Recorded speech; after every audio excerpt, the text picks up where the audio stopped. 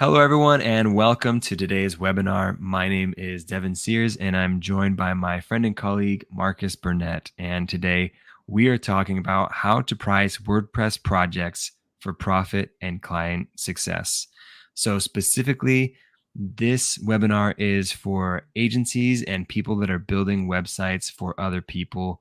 Maybe you've been doing it for a long time and you just want to take a quick pulse check to make sure that you're pricing accordingly. Or maybe you're looking to expand from freelancer to agency and you're looking to set a specific way of setting your prices. So today we're going to go through that, how to price that effectively, how to make sure you're getting your value out of these projects and everything like that. But before we dive into that, as I mentioned, we're joined by Marcus Burnett. He is our Senior Manager of Strategy and Customer Experience, specifically for agency and advanced hosting. He does a lot of different things around here, and we are lucky to have him and his experience.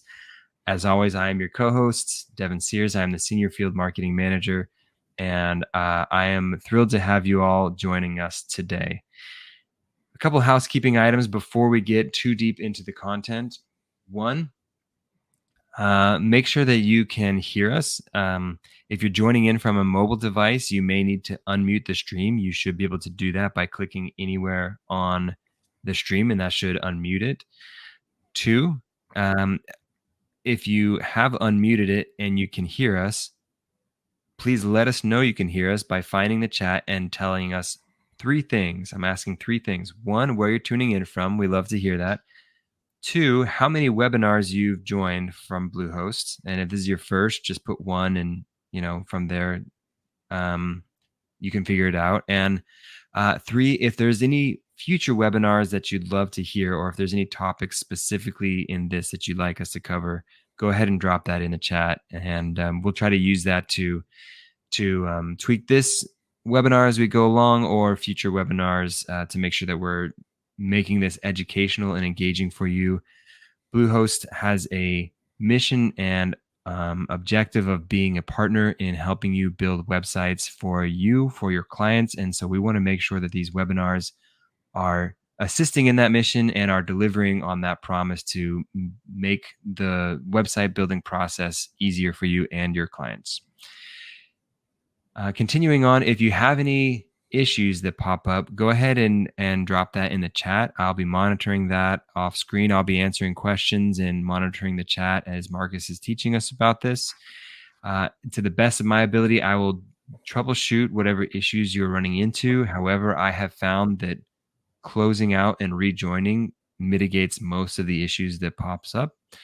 And if you have any issues that you're feeling like you want more help in building your website or want to talk to someone more in depth about this, you can always click at the message on the top of the chat, and that will get you in touch with someone that can help you out. So, housekeeping aside, let's get into the reason you're here, which is the content of pricing WordPress projects. So the quote for this webinar is this: remember, you're not just building websites. Excuse me. Remember, you're not just building websites, you're building someone else's business engine. Don't price it like you're selling spare parts. And I've seen a handful of philosophies on pricing, and I'm sure Marcus will get into that. And I'm not going to pretend I know a ton about it when Marcus does know a ton about it. But I think that sometimes people think like, because I have the experience and the knowledge, it's easier for me to build this, so I should price it accordingly as though it's an easy project for someone to build, when the reality is you also need to factor in all the different elements that you went through to make it an easy project for you to build. But I don't want to get too ahead of us. We will get into that, I'm sure. Today, everything we'll be covering pricing problems, making sure that we are grounded in reality for these things. A couple different pricing models in practice, which one might work best for you, and a couple different frameworks to choose from, and then a 4-step framework for pricing for profit, and then a couple things to avoid to make sure you're not losing profit, some pitfalls to avoid, and then building confidence in pricing conversations. if you are not a salesperson by trade, sometimes that can be a really difficult conversation to have. So we're going to talk a little bit about building confidence in those conversations. And then we're going to finish up with a couple actions that you can try today, and obviously a Q&A. On that note, I will be off screen and off camera while Marcus is teaching us about this. Please don't hesitate to drop your questions in the chat and the Q&A. If there is a question that I think will require a longer answer, I might shift it over to the Q&A. And if there's anything that I think will require Marcus's input or will be beneficial for the entire group, we'll hold that for the end for the Q&A section there. Also, the number one question that is always asked, and I'm sure we will address this a few times. Yes, we are sending out a recording of this webinar. So if you need to drop early, we will send out a recording of this webinar to everyone that registered. We're thrilled to have you with us today. And I think, Marcus, that is everything from me. So without further ado, please take it away, and I will be back for Q&A. Awesome. Thanks so much, Devin. Yeah, there's a lot to cover in that list, so I'm going to get right to it. But before I dive into some of the pricing stuff, I just wanted to give a little brief overview of who am I, and more specifically, who am I to be giving this advice, right? So I studied digital media in college. From there, I went on to work at a small agency in Orlando, Florida. That's where I live. We, at our smallest, were 4 people. At our largest, were around 6 or 7 people, something like that. So small agency on the smaller side, and tended to service small to medium-sized businesses locally. That was quite a while ago. I started there as a junior designer, fresh out of college. Leveled up to senior designer and developer over the course of about a decade, and through that time became the agency owner's right-hand person when it came to pricing and proposals, daily operations. At that point, I had kind of seen all of the different projects that had come and gone over the course of a decade. So over that time, really got involved in all of the pricing and proposal parts of that, and really was kind of set on a trajectory to ultimately be one of the partners there at some point shortly after that. But most importantly to this conversation, I also failed at helping properly quote a huge project that came into the agency that was ultimately one of the factors in the agency's disbandment. So I'll get to that story in a moment, but they always say that you learn more from failures than from successes. So I'm here to share, and part of that is the failure.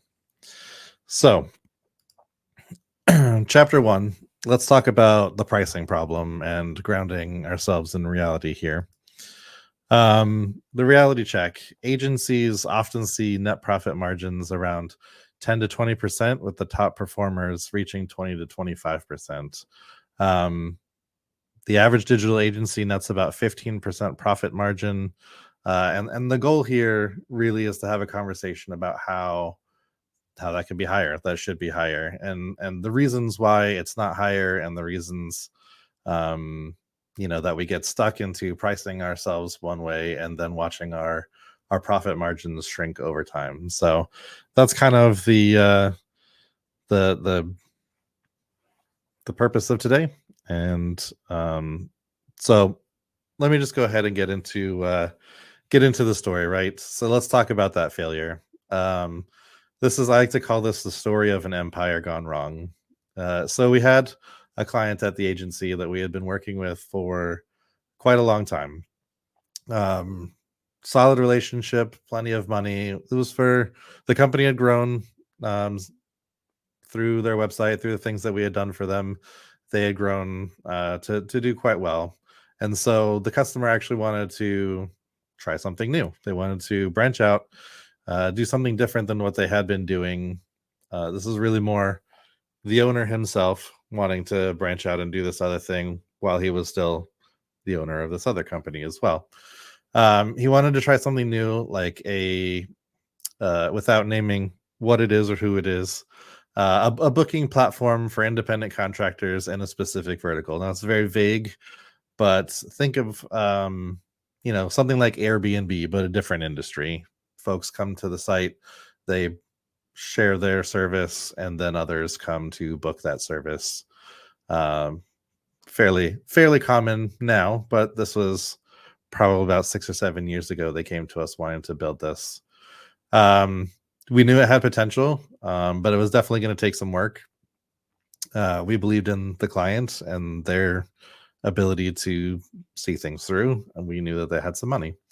So we swung for the fences in our pricing, and we asked for 150K, paid over 12 months, all inclusive. This is more money than we'd ever charged for anything at a small, at that time, 5-person agency. So we were very excited to get started, and to see some of that money roll in. The client agreed, and we got to scoping out the work, which is red flag for us. Number one, we should have scoped the work out before we did the pricing. We figured we charged enough that we didn't have to do this, but as you'll see later on, you definitely want to scope the work before you do the pricing. So we began to build, and for a couple of months, things went well. Then the client decided that they didn't like the look of the homepage for some reason. Well, after seeing mock-ups, making revisions, having us start to build it out. So first step backwards, we got back to the drawing board and built a new homepage that we weren't being paid extra for. Things continued, and as the site grew in functionality, the client kept having more ideas about what could be added. We had agreed it was all inclusive after all, so we took the time to build the new ideas. And I'll say this right now, this is just as much a learn how to contract better story as it is learn how to price better story. So different webinar, but story holds there as well. We eventually launched the site, and as you would expect from a site that no one knows about, it started off with very little traffic.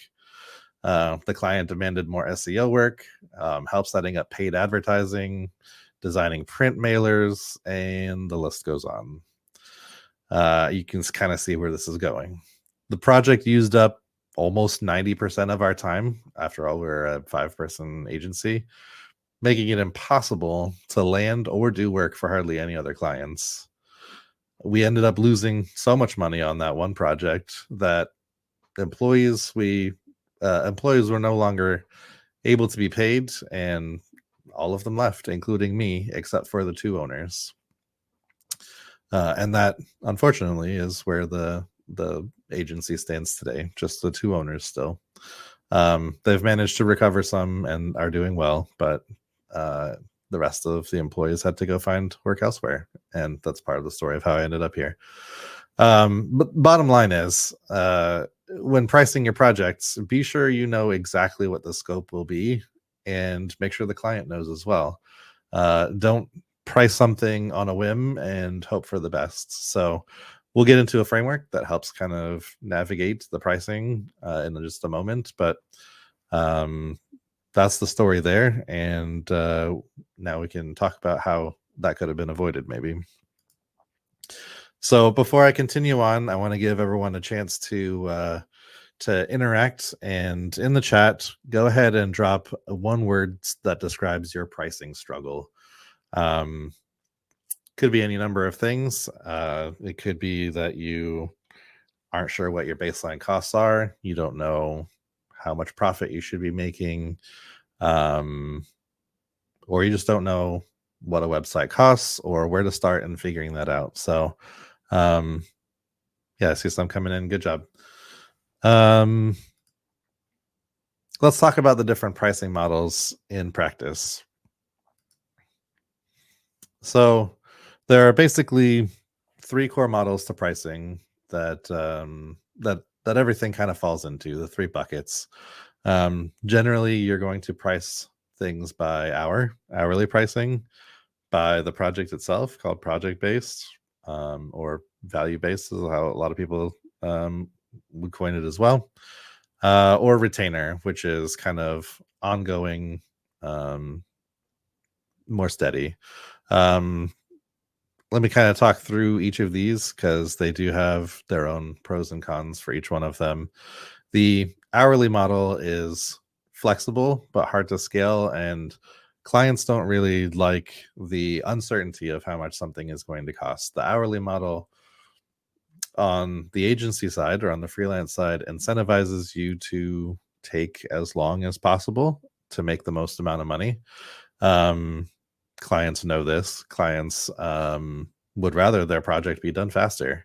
But you don't want to be penalized for doing what you do well and knowing what you know and going really fast, because then you'll make less money. So a lot of times the hourly model is not ideal, but there are certain situations where the hourly model makes sense.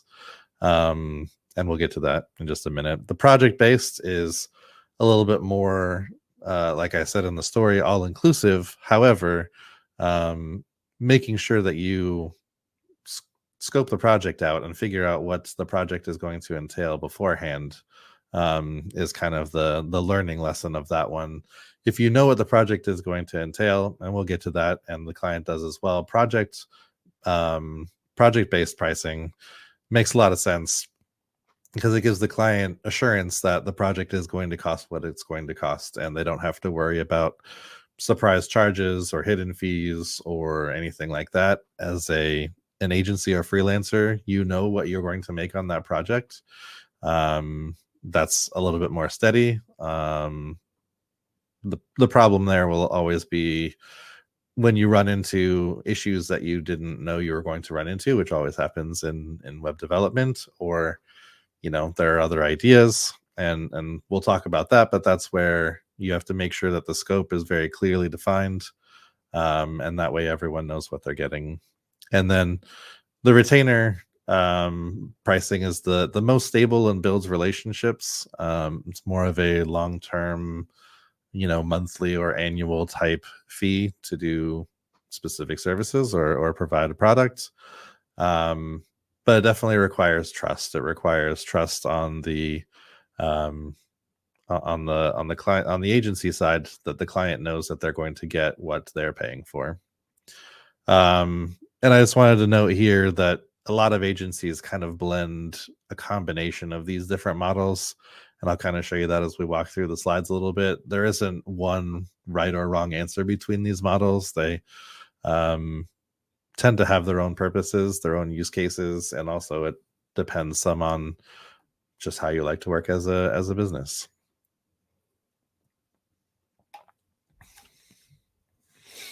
So yeah, I kind of talked through these here, sort of the pros and cons spelled out. The hourly model is transparent and flexible, but it also encourages inefficiency. Like I said, the faster you work, the less money you make.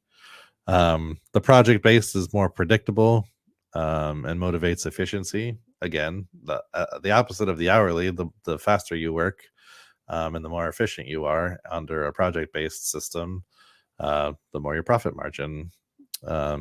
But again, scope creep can erode the margins if that's not managed properly. And then retainer is great for predictable revenue, ongoing revenue. But the client needs to trust that the agency is doing the work that they say they're going to do. So here's kind of the breakdown that most agencies will fall into for a mindset for each of these different models. Hourly is very good for support when a client comes to you and is looking for changes to certain pages or swapping out of graphics or that kind of thing that's not really large enough to do a project-based quote for. Then you would charge hourly for that, and you'll have to set up an hourly rate that makes sense, and we'll talk just a tiny bit about how you can think about that in a moment. But support is one of those times where most agencies will use an hourly rate for that. For the builds of websites or larger projects, or apps, software, that kind of thing. Usually the project-based works best for that. And then retainer is often set for growth. So after the project has been built, to continue to grow, key plugins and core, software updated on your website, and to continue to add content or work through search engine optimization practices, all of that would fall under the growth for a website, and retainers are really great for that. Usually a set number of hours, so it's almost like an hourly, but it's a set number of hours each month, and the client can be assured that the agency is doing some work each month for them.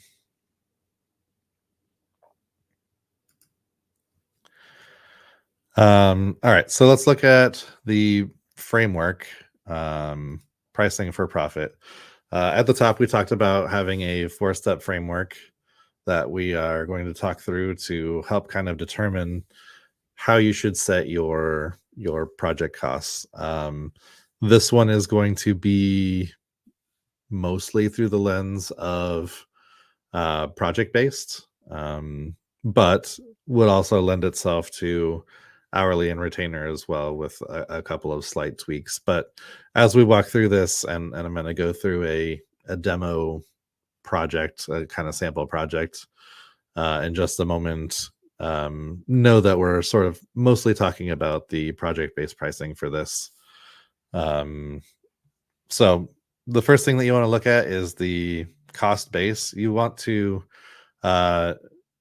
make sure that you're not pricing below your actual costs. Include all of the things that it takes to run your business, any overhead, employee hours, any tools that you use, whether that's computers or internet costs or plugin licenses. Any of that needs to be accounted for. And then any subcontractors as well. If any part of the project is subcontracted out, making sure that you account for that cost as well. You never want to price below your cost base, no matter what. That's kind of your break even, in theory. And so make sure that you know all of those. Make sure that you know how much it's going to take at the very bare minimum to build this project before you get started. And then you want to do a market check, compare against competitor benchmarks. This is a great way to, one, make sure that you're not over or underpricing yourself based on where you are and what you're offering. It also kind of helps create some stability just in the client services space in general, making sure that the costs aren't all over the place. When you do this, make sure that you're comparing yourself properly. Do you mostly offer services for enterprise or mid-market or budget clients? That difference will matter when doing your market comparison. But also make sure that you're comparing the right regions, where you live, the right industry, who you serve. Make sure that you're comparing the same client sizes and delivery timelines. Are you a shop that has larger clients with delivery timelines that are 6 months or longer for projects? Make sure that you're comparing yourself to other companies that are doing the same. If you're a shop that builds smaller websites and 4 weeks and it's done, make sure that you're comparing yourself to other agencies, other companies that are doing the same as you. You want to make sure that you're kind of looking at the right demographic there. Then put on the value lens. You want to think about pricing outcomes, not effort. While the entire first step of cost base is effort, that's all making sure that you account for all of the effort, whether that's manual labor or physical tools. That's the effort cost. But you want to add to that the value that you're bringing to the client. So make sure that you tie your pricing to the client's ROI, to their ability to make sales, to get leads, to their visibility, and getting traffic to their website. all of that matters. The better that you are at doing those things, the more value you bring to the client. So you want to make sure that you're adding a premium for that for that expertise, for that value that you're bringing. And then packaging, want to make sure that you're presenting clear tiered options. You want to shift the focus from price to choice in your conversations, making sure that it's less about how much you're charging and about what the end client is getting for that price. And then uh, kind of tied into the packaging, you're going to want to make an adjustment um, for profit and for the unexpected. There's always, and I already mentioned this, and this goes back to the story, and this goes back to what I said earlier, to expect the unexpected. There are always going to be unexpected things that come when you're building a website, even the simplest of websites. Make sure that you are accounting for that and adding a percentage. And my recommendation is a 10%. Always add 10% at the bare minimum to any project, to your final number, to make sure that you're covering yourself in the case that uh, something pops up that you need to account for, or something's not going the right way, or a plugin price that you were going to buy this plugin, this pro plugin, and now the price jumped right before you went to go buy it. There's always something that comes in that's going to be unexpected, that cuts away at your margins. So make sure that you build that in ahead of time. And if nothing happens, which I think is completely unlikely, then you built yourself in an extra 10% profit. And nobody dislikes that. So that's highly unlikely. Make sure that you're covered for those things. So always add some extra, and I'll show that here as we walk through. So here's each one of them kind of separately. Talk about cost base. What does it actually cost to deliver? The things that you want to factor in your employee hour, your staff hours, any licensing, hosting. Seems like an obvious one I should have mentioned up front, but make sure your hosting costs are included in there, subcontractors, any administrative costs, right? You've got to pay to run QuickBooks and all of that stuff, right? That factors in. That's going to cut away at your profits as well if you don't build that in. So make sure that, all the software that you use to run the business, all of that factors into your cost base, making sure that you never go under a break even. We obviously don't want to even be at break even, but never go under that. Then the market check, figuring out where you sit with others. Again, research against peer agencies in your region or niche. Again, that's looking at your local market. If you work in North America or Europe, make sure that you're pricing against agencies in those areas. If you're global, then that's a little bit harder to do, but you still want to look at what some of the other global agencies are doing, how they're pricing themselves.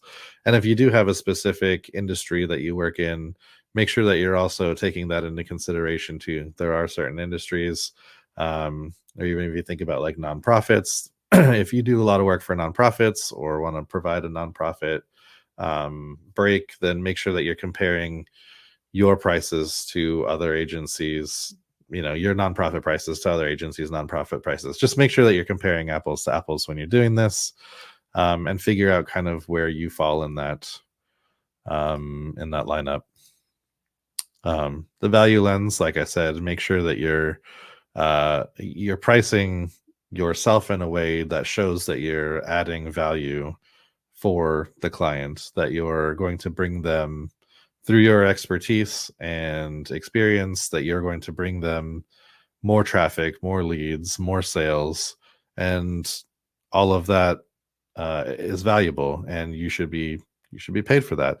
Someone who's just starting out, offering exactly the same services as you when you've been doing it for 10 years, isn't going to be able to create the same ROI that you're going to be able to create. So make sure that you're pricing that in. And then packaging.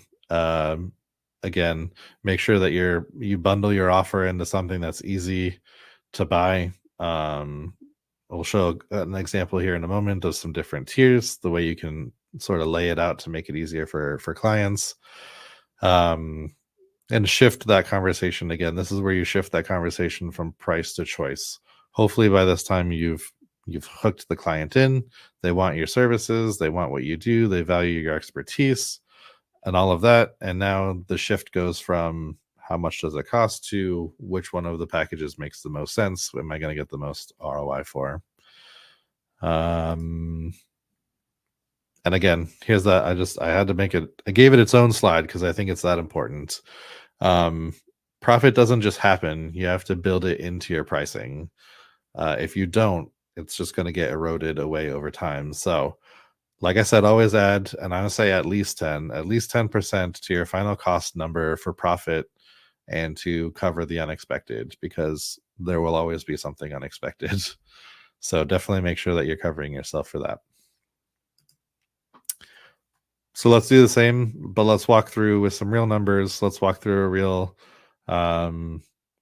scenario. Let's say that we've scoped this. It's a simple 5-page website project with a contact form. Nothing more than that. May have some images. There's going to be navigation, the normal website stuff, but it's a 5-page website, brochure where there's no fancy functionality. There's no login form. There's no memberships. There's no commerce. This is all stuff that you have to make sure that you're taking into consideration in doing your pricing. But we've scoped it. That's all there is. It's 5 relatively static pages with a contact form. So let's talk through the cost base. Let's say we know it's going to take employee time 30 hours. We've got to do some design work. We're going to do some wireframing. We got to set up, the software, probably WordPress, maybe a page builder. It adds up to about 30 hours, let's say.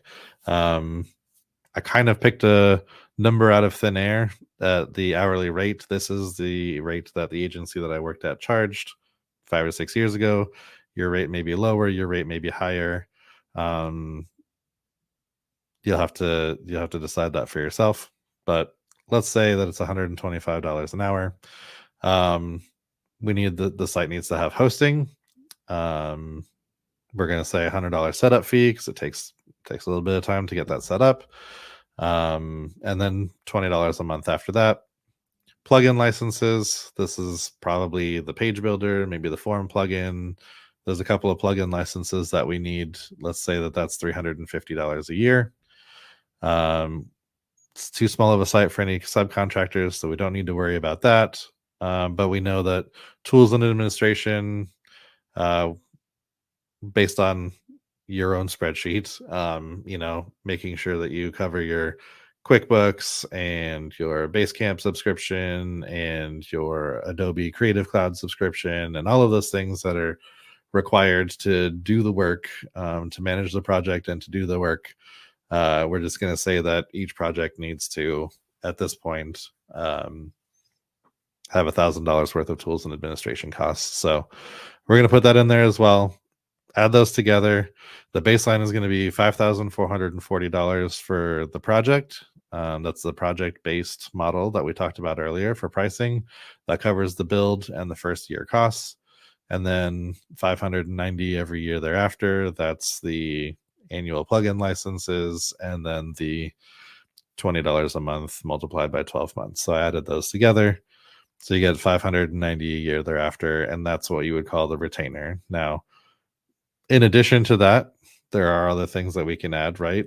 We can change that based on the project scope, and I'll show towards the end for the retainer. You may want to include some ongoing updates to plugins and some support and stuff like that in there. But at the very baseline, and that's what this cost base is, we're just looking at the very baseline. At the very baseline, this needs to be $5,440 for the project and $590 a year, for every year thereafter. So then we move on to the market check. I'm just going to say that I've done a little bit of research in the market, and it looks like my competitors in the area, in my area, doing the same work for the same type of clients are charging 10 to 15% more than I am. Makes sense to kind of adjust. Now, this is where you can decide, am I providing a whole lot more value, and do I know a whole lot more than my competitors? Maybe I lean more towards that 15% side. Um, if I'm kind of right in line with what my competitors are offering, then maybe more towards the 10% side. This is just an example. You may find that your competitors are charging less. Then you can decide, do I also want to charge a little less, or do I know more than they do? And I'm going to stick with my pricing. Um, Again, you can't go below your cost base. So if your competitors are charging less than your cost base, then you have to start making adjustments to your cost base and figuring out, can I do this in fewer hours, or can I cancel a subscription that I have to something? Like, if you need to bring your cost base down to be in line with your competitors, then that's a different conversation that you have to figure out. But chances are you're going to look at your cost base and you're going to say, oh, the market is charging more than I am. And you'll want to kind of shift and adjust based on that. So in my case, I decided that I wanted to go ahead and add 10% to my cost base, just to kind of cover that difference between myself and my competitors. So added 10%. Now the project cost is $59.84. The yearly cost is $649 per year when I add that 10%. And I'll carry that on to the next step. Now I look through the value lens and I say, based on the limited scope of the site and it essentially being a lead gen capture, the value seems on par with the cost.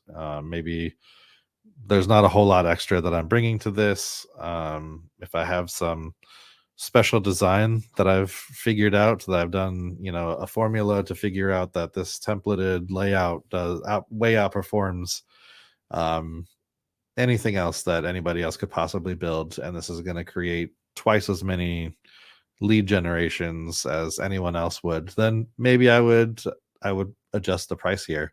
I would say I'm bringing a whole lot more to the table, even for this 5-page simple website with a form, than anybody else is. So I'm bringing a whole lot more value. I'm going to, adjust that by, you know, X amount of dollars or so many percent, based on the value that you're bringing. In this example, I've decided that this 5-page website with a form, there's not a whole lot more going on here. I'm just going to leave that at no adjustment for this, but certainly feel free to adjust that based on your business. And then we have the profit adjustment. This is, like I said, important step to make sure that you expect the unexpected. Here are some things, just for example. Contact form needs to connect to a mailing list. All of a sudden, that could happen. About Us page needs to include Google reviews integration. Well, I didn't know that before, but yeah, it makes sense to have some Google reviews on there. Now I've got to spend some time figuring out how to integrate those onto the About Us page or homepage or wherever. Or all the images that you were given need to be replaced with better stock imagery. Maybe you were handed the client said that they were going to give you all the images you need, and they give you a Dropbox link and all the images are 100 pixels by 100 pixels, and there's nothing you can do with that. Now you've got to have a conversation about getting better imagery from the client, or getting stock imagery, or AI generating imagery. I don't know. There's lots of different options at this point, but that's all going to take more time. That's all scope creep that's going to start to eat away at your profit margins. So let's go ahead and account for some of that. This won't necessarily account for all of it all the time, but let's go ahead and account for some of it by just going and adding another 10% to what we decided was kind of that final cost. So add 10% more. Now we've got 65.82.40 for the project costs, and we're looking at 713.90 for the month, for the annual cost after that. Those are awkward numbers, so we'll get to the packaging in the next slide. But those are now the numbers that we're looking at. This is what it's going to cost for us to build a website that is not just going to cover our costs and be a bare minimum break even. We've built in some value. In this case, I didn't add anything for value, but we've added, we've looked through our value lens and added what we think makes sense for the value that we're providing. And we've checked with our competitors, checked the market to make sure that we're kind of on par with the rest of the market. And now we've added some profit adjustments. So this is where we are. This is the baseline for packaging. We'll look at the packaging in the next slide. When you adjust those numbers to make them look nicer, look a bit more presentable, you're going to round up. This is the baseline. This is where we want to start, and then we'll go up from there. So packaging, I always recommend giving 3 price points, 3 options. The option 1 being basically what you've scoped out. This is exactly the bare minimum. Option 2 being, you're looking ahead a little bit. You are understanding that, we might need to integrate this form with a mailing list or send out emails or something from that form. When somebody completes it, it needs to go to somebody. That's going to take some time, and maybe we need to do some work with the images that will be given. So let's build another price point for that. And then option 3 is here's kind of the ideal scenario for the client, not necessarily in terms of pricing, but in terms of what they're getting. We've gone ahead and decided, here's what you've asked for, here's what we've scoped, but we've also decided to go ahead and scope out what it looks like to proactively add some things that'll make your website more successful. So maybe in this case, the form, you include the form plus the integration, maybe some marketing email setup, maybe like a drip campaign or something for the leads that come in to send things out. And you include now some image resizing, some stock selection, and all of that. So ideally, option 2 and option 3 are also scoped out using the same 4-step system. These aren't arbitrary prices. They are in my example. But you'll want to scope out option 2 and option 3 as well. How many hours? That's probably the thing that'll be most adjusted, is how many employee hours is it going to take to do all of this? But it may also be a change in licensing, plugin licenses that you need to purchase. And it may also shift a little bit your competitors, who your competitors are.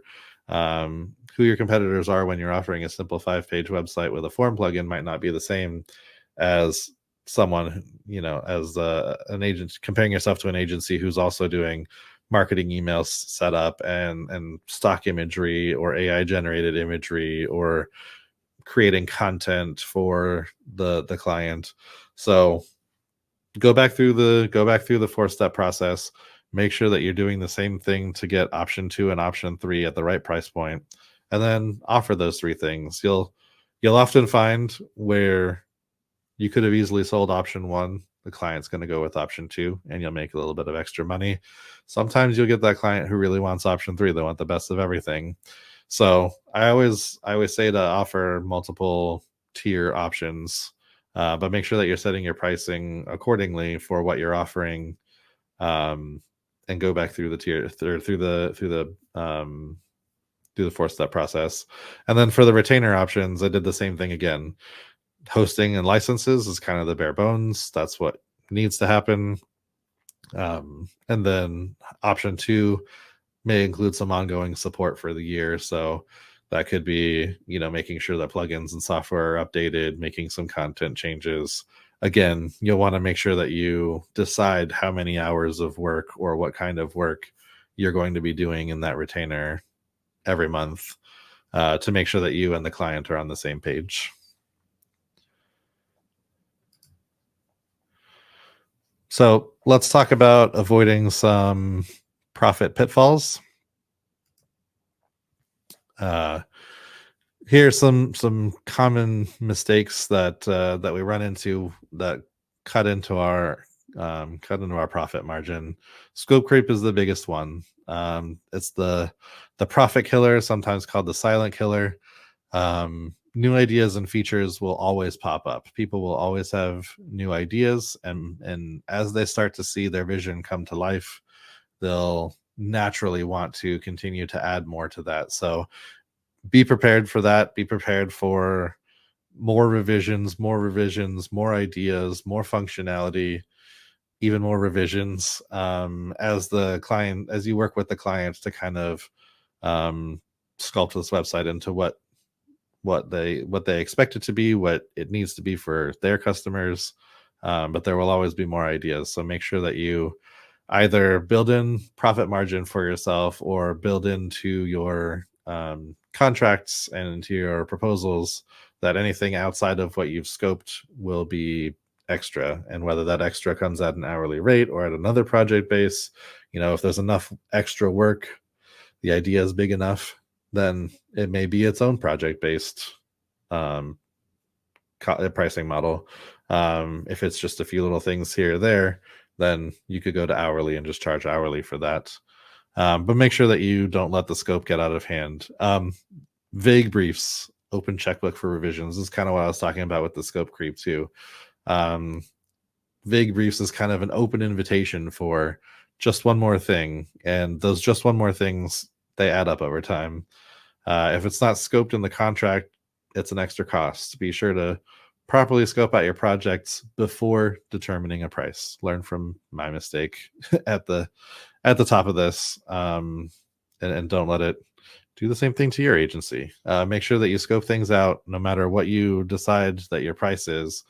Make sure that what you've scoped out falls within that price and that you and the client are both on the same page about what's included in that price versus what is extra. And then hidden costs, hosting, plugins, admin. I've talked about it a bunch already so far, right? Your project management systems that you're using, your financial management systems, your accounting software, all of that stuff needs to be taken into account. That's not free. You pay for that stuff. Your internet bill, your phone bill, you're an agency taking phone calls, anything that you pay for that's outside of building that website, but running your business is a cost that you have to account for. So make sure that when you're doing the math that you're including all of those things in your pricing to make sure that you don't end up having that stuff eat away at your profit margin for each website as well. As like I said, running a business, whether even online or remotely, costs money. So make sure you've accounted for those costs. All right. So a couple of just quick examples. Vague scope is let's build a website, or we'll build you a website. No clarity on size, features, or effort. Nobody really knows what that means. That could be, building one HTML page, or it could be building Facebook or eBay or something. Those are both websites, very, very different in scope and what they should cost. And then the vague scope leads to endless revisions. It leads to shifting deadlines and ultimately shrinking profits. And that's what we're trying to avoid here. More clear, make sure that you scope everything out, 5 pages, 2 revision rounds, 4-week delivery timeline. Those are things that help make sure that you're on the same page with the client. Make sure everyone knows what's included, and that helps protect the margin and keep the client expectations realistic. All right, it's starting to get low on time, but we're getting close to the end, I promise. So proposal protection checklist. Here are the things that you just want to make sure that when you're writing your proposal, you just run through this quick checklist. Make sure your scope is clear. Make sure that you have set defined revision limits. Make sure that you've defined the deliverables that you'll be giving to the client. Make sure you figure out deadlines and milestones so everyone knows when you're on the right path to getting to that final outcome. And then make sure that you have an out of scope clause. Anything that's outside of what's been scoped inside this proposal just simply has to be extra. Make sure that's in there. It's very important. Keep it simple, memorable, immediately actionable. This isn't about being rigid. It's about protecting both sides, you and the client. So real quick, building some confidence, handling objections. Objections are normal. Don't fear them. In fact, the way I like to look at it is if the customer has rejections, they're coming back to me with objections. If the customer has objections and they're coming back to me with objections, that means they're interested. That means you've hooked them. They have a reason to continue the conversation with you. If they weren't interested, didn't want to continue the conversation, they wouldn't bother with objections. They would just say, okay, thanks, we'll think about it, and they'll disappear and you'll never hear from them again. So the fact that they're objecting means they want to have a conversation with you. That means they're interested. So keep that in mind. If a client says it's too expensive, redirect that conversation to talk more about the ROI and the business value that you provide. Yes, it costs this much money, but here's what you get in return in the amount of money that you'll make back in lead generations and sales. This won't feel expensive at all, that sort of thing. Make sure that you rehearse scripts for your top 3 objections. They're going to be different based on where you live, the industry that you serve, all of that. Certainly common ones are price, speed, how quickly you can get a website built, whether 6 months is going to be too long and they need something in 3 months or whatever the case is. Make sure that you have rehearsed scripts for that. Or the really annoying, my nephew can do it cheaper. I'm sure your nephew can do it cheaper, but is your nephew going to have the same outcomes? And that's what we want to focus on. We want to focus on the outcomes. Confidence comes from clarity. The more precise your scope and your value story, the easier the conversation will be for you. So out of curiosity, what's your toughest pricing objection? Go ahead and drop those in the chat. I'm curious to see if a lot of them are very much the same. My guess is that you'll find a lot of commonalities, but go ahead and drop those in the chat. Key takeaways. Make sure that you match the pricing model to the project, depending on what you're doing. Use the 4-step framework to protect your margins. It's super important.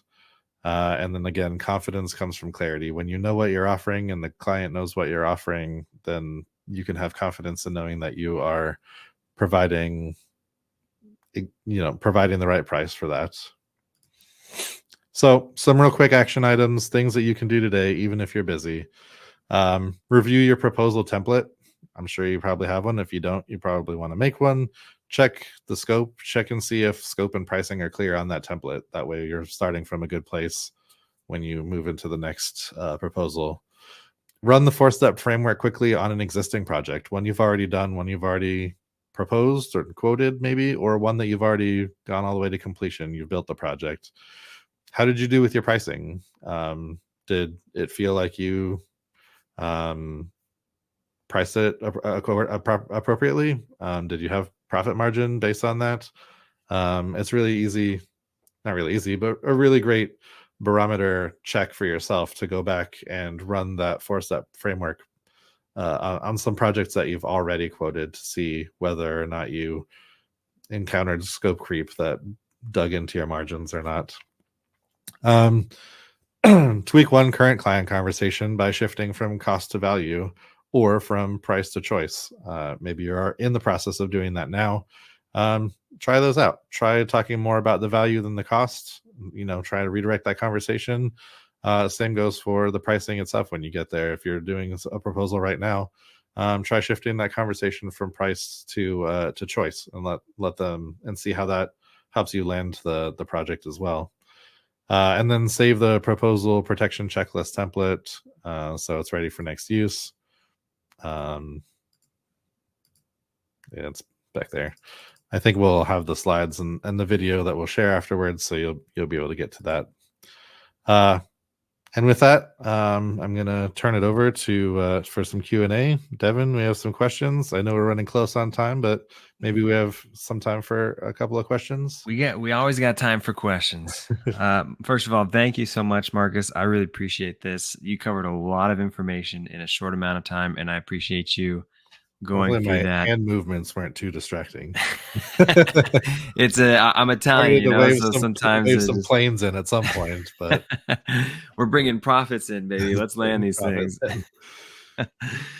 I was kind of chuckling to myself as you were talking about, well, my nephew can do it cheaper. Yeah. I'm thinking I got to hit up the Lakers and say, listen, you don't need to re-sign LeBron James. I can actually play basketball for cheaper than he can. Yeah, for real. Like if you guys are trying to save some money, I'll go out. I won't make nearly as many shots, probably 0 shots, but I can do it for cheaper. So, um, we do have a couple questions. We've got about a little under 10 minutes to get through some of these. So we'll just get through as many as we can. And if there are any questions that we don't have a chance to answer, we'll make sure we reach out via email to make sure you have your questions answered. And I have been trying to respond to people in chat as we've been going. So, Awesome. first question that I have is how can I benchmark my rates against the market without just racing to the bottom of pricing? Yeah. That's a tough one. The way you want to think about it really is you are not trying to win the customer over on the price. Um, the price is what it is because you're a business and you need to make money. When you're working on, and this is really like framing the conversation a little bit too, is sure, you could underprice everybody. Again, that doesn't get you anywhere. You could win every job, and then really you could charge less than your cost base if you wanted to, right? You could win every single job and make less than you spend, and your business will go out of business in a couple of months. Nobody wants that. That's not what we're going for. We don't want to race to the bottom. It's really like framing your mindset that when you are talking to a client and you want to win the business, you want to win the business on the value that you provide and the outcome that the client will have by going with you. That may be in line with your competitors. That may be more expensive than your competitors. At some point, if you can't land a client at all, then you'll have to revisit and probably bring the price down some. But the goal isn't to try and be the cheapest. There's always going to be a cheaper option. Just like you were just saying about joining the Lakers. Sure, like they could always spend no money and have a Lakers team, but is that going to be successful? Is the team going to win any games? Um, you know, if you are the cheapest, it may be because you aren't bringing in the traffic and leads and the ROI that agencies that are charging more than you are. So, um, really, it's kind of having that mindset of not winning the business based on being the cheapest. It's on providing the best ROI, providing the best experience for the customer, the best outcome for the client, and making sure that the conversation focuses more around what it is that you're providing to the client than how cheap you can get your prices to be. Um, I think that's great. I thought of another question that is not on my list that I'd like to ask, and we can skip it if you want. But I suspect that more irritating than the response, "My nephew can build it for cheaper," is an influencer or someone saying, uh, "I'll just pay you an exposure," meaning I'll tweet that you built my website. So I'm not going to pay you any money, but I'll just tweet and that'll get you so much exposure. I'm curious if you have any thoughts or philosophies on how to handle that, if there's ever a time where that's a good choice to go with, or if you have thoughts. Yeah. Um, if it's Mr. Beast, do it. That's tens of millions of people. Anyone else? And I really just have anecdotal evidence, but that's never worked out. It's never amounted to more work. Um, you want to you want to be paid. You want your business. Here's the reality. The reality is that your QuickBooks and your Basecamp, your internet provider are not happy to be paid in exposure. So, you need to get paid in money. I would say there is the odd chance that if it's like I said, a Mr. Beast or something, maybe it makes sense. Um, but more often than not, the influencer route isn't going to get you what you need in future business. if anything, I might recommend doing like a split on something like that. Like, okay, maybe, I'll, again, you don't really want to go below your cost base, right? Maybe you Yeah.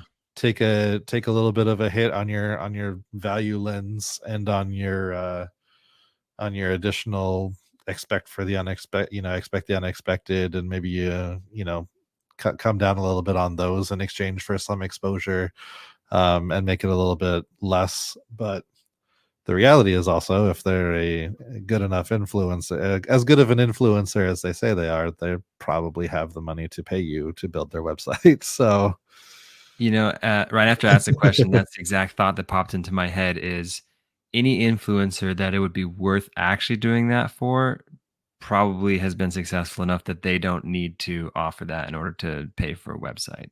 But yeah.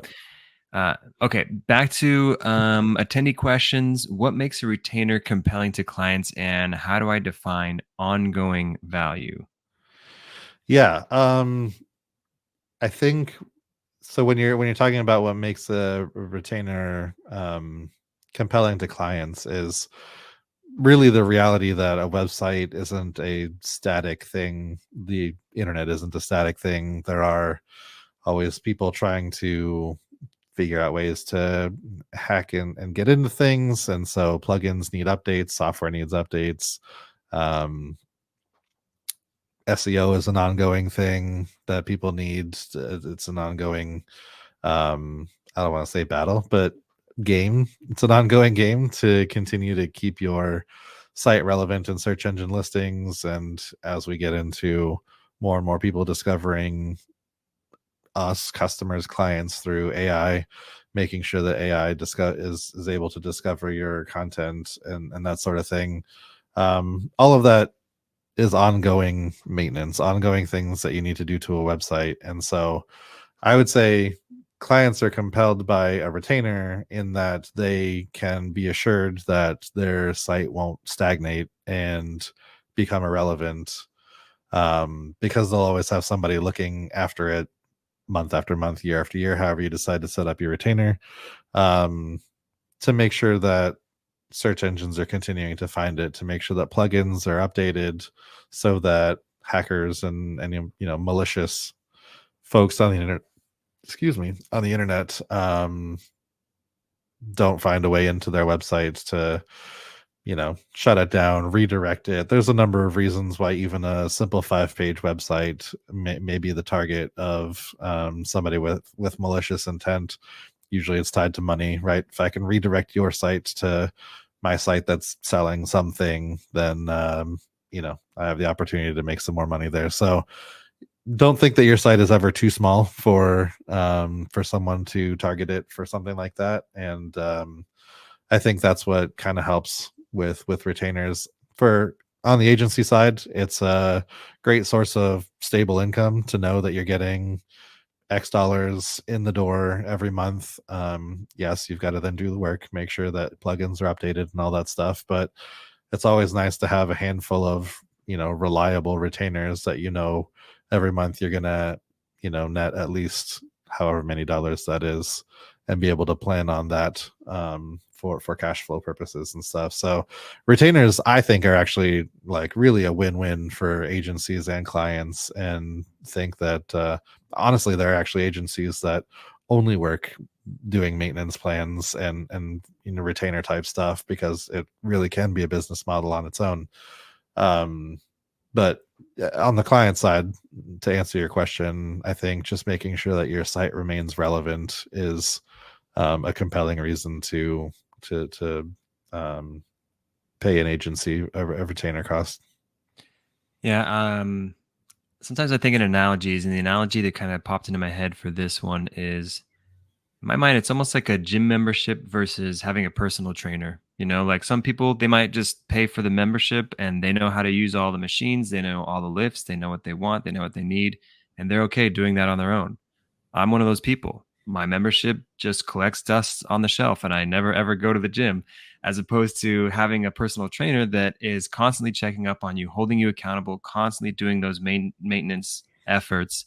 and making sure that you know how to use all the weights in the gym, how to do specific workouts, how to work out specific muscle groups, so that you can kind of build in the direction you want to go. I feel like it's a loose analogy, and I'll admit it's a bit of a stretch, but I think in my mind, just the comparison is I feel like the retainer is kind of like that, where it's like if you don't care that someone is going to be constantly like keeping an eye on this and that's their job, that they are maintaining this and making sure that it's growing in the way you want it to grow, then maybe they don't need a retainer. But I think that if they're serious about their goals to grow in a certain way, then I think having that retainer is an easy thing that they can do to help sustain that growth. Yep, absolutely. Okay, let's end on this last question. How do I set a minimum project price or floor without scaring away good clients? How do you find that balance of advertising that number? Yeah, absolutely. Um, I think what and I saw this question too, but I think what drew me um to notice it was that good clients at the end, right? To scare away good clients. And really that's kind of objective, like what is or subjective, what is a good client, right? I think if you're scaring them away by your floor price, they may not be a good client. Um here's what I've found in um essentially helping run an agency for almost 10 years. Um when you get down to those clients who are looking for the bare minimum, they're also going to be the ones who ask the most of you. They're going to be the ones that are making sure that they're getting every ounce of everything they can get from you for every nickel that they pay. Um, when you're at the other end of the spectrum, where you throw out this is going to be $25,000, and they're like, okay, and they sign the check. Those are the people that are paying you to do your thing. Those are the people that are paying you because they trust you, your expertise, you know, all of the work that you've put in to know what you know and do what you do. That's what they're hiring you for. So when you talk about having clients that are scared away by the baseline bottom price, um, I would challenge that those are probably not good clients. You definitely The ones that are being scared away by that are the ones that are going to be a lot of work for you if you manage to talk them into paying that or somewhere near that. Um, and doing a lot of, I mean, obviously, all of us are in the business to create the best outcomes and make our clients as successful as possible. Doing that for someone who's on you constantly is going to erode those profit margins. You really want to find clients that are, I mean, the 25K sign the check example is a little bit, overcorrecting the other way. Um, but finding clients who understand the value of what it is that they're paying for and what it is that they're getting from you, those, in my opinion, are good clients. I agree completely. And I think that's a wonderful note to end on. Marcus, I want to just express gratitude for you coming in and sharing your expertise and experience with us. And I learned a lot. I think everyone that participated also learned a lot. So thank you for stopping by. And thank you, everyone that joined us today. And we hope to see you again soon. Thanks, everyone.